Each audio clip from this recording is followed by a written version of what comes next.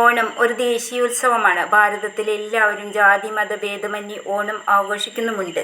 ഇത് സമത്വത്തിൻ്റെയും സ്നേഹത്തിൻ്റെയും സന്ദേശം കൂടിയല്ലേ. ഇതിൽ ഹിന്ദുവെന്നോ ക്രിസ്ത്യാനിയെന്നോ മുസ്ലിമെന്നോ വേർതിരിവില്ല. ഓണം എല്ലാവർക്കും ഒരുപോലെ തന്നെ.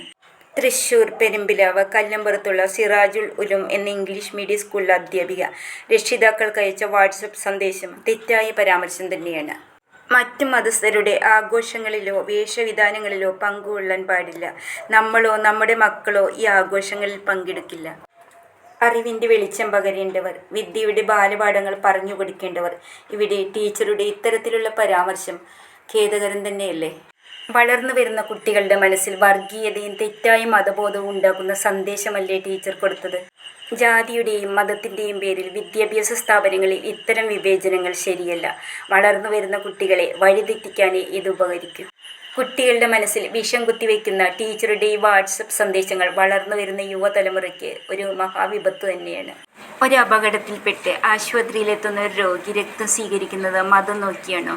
ഹിന്ദുവിൻ്റെയും മുസ്ലിമിൻ്റെയും ക്രിസ്ത്യാനിയുടെയും സിരകളിലോടുന്നത് ഒരേ രക്തമല്ലേ.